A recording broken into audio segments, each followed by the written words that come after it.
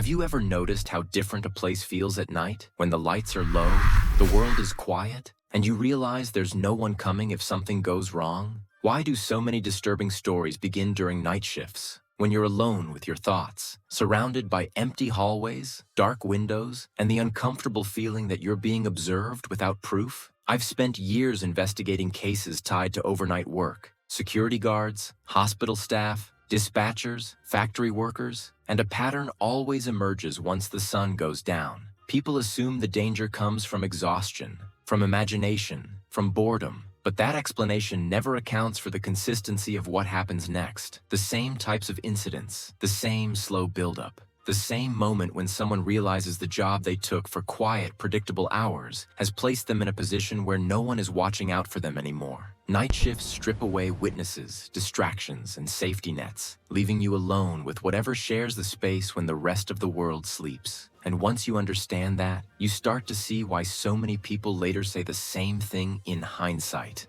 That working nights wasn't just a mistake, it was an invitation. Have you ever been alone in a building at night and felt that quiet pressure, like something had already noticed you before you noticed it? This case came from a man who chose an overnight security job because it was supposed to be uneventful. An old office building waiting for renovation, empty floors, locked doors, and long hours of silence broken only by the hum of lights. The camera system covered every hallway, every entrance, every lobby, except the stairwells, which were left unmonitored because nothing had ever happened there. For the first few weeks, nothing did. Then he started noticing brief camera drops that never triggered alarms. Outages so short they barely registered, and only in certain areas. What bothered him wasn't the malfunction, but the timing. The signal never cut while he was walking. It never cut while he was moving with purpose. It only happened when he stopped, when he paused in a hallway, when he lingered too long near the stairwells, when he stood still,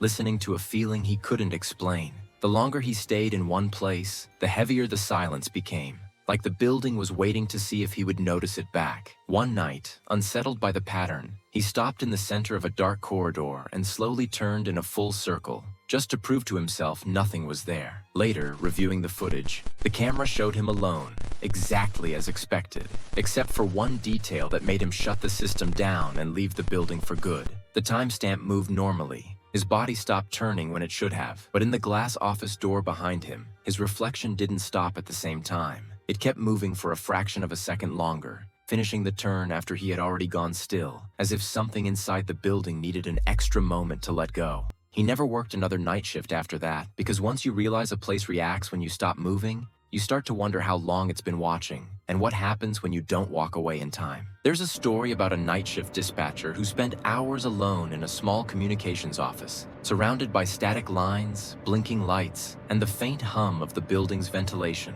The kind of silence that makes you hyper-aware of every creak and sigh. Most nights were routine, calls coming and going with nothing unusual, until one night a call came through that shouldn't have existed. A voice calm and deliberate, identifying the room he was in, the layout of the office, the exact time he had taken his break, details no one could know. He laughed at first, assuming a prank, but then the caller began referencing objects in the room he hadn't moved for months. The filing cabinet, the small clock on the wall, the mug he had left on his desk, and even mentioned the lights in a way that suggested they had been watched for hours. When he tried to trace the call, it showed no record in the logs. No incoming number, nothing. Just silence before the line went dead. He checked recordings, the phone system, even the security cameras, and found no evidence the call had ever happened. Yet the impression of someone being in the room with him, someone who knew exactly what he was doing, stayed long after his shift ended. Weeks later, other night workers reported the same feeling,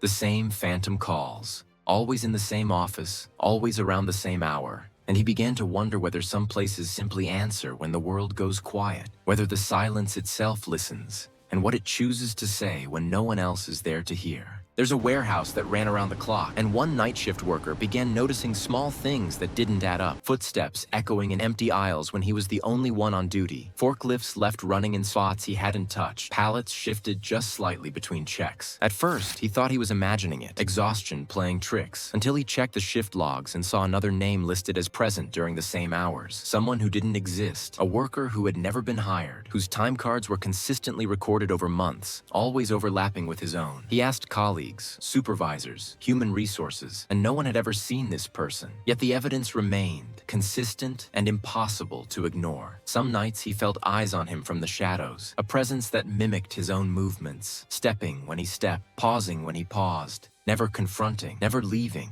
just there. Eventually, he realized it didn't matter if anyone else believed it. The night shift had never been empty. Not really. And some people, or things, simply occupy schedules, not jobs, quietly sharing your routine long after you notice they shouldn't be there. Even after years, he always felt the night had eyes. A veteran night worker knew every corner of the building, every creak in the floorboards, every flicker in the fluorescent lights, and his final rounds were always the same. Methodical, almost meditative, a rhythm perfected over years. One night, he began noticing subtle signs that someone or something was following him. Not loud footsteps, not shadows darting, just the faintest echo of movement matching his own pace, disappearing when he stopped, resuming when he moved. It was enough to make the hair on the back of his neck rise, a presence perfectly synchronized with his own routine. At first, he assumed it was a new employee, someone testing the route, but the logs confirmed no one else was on duty. The building should have been empty.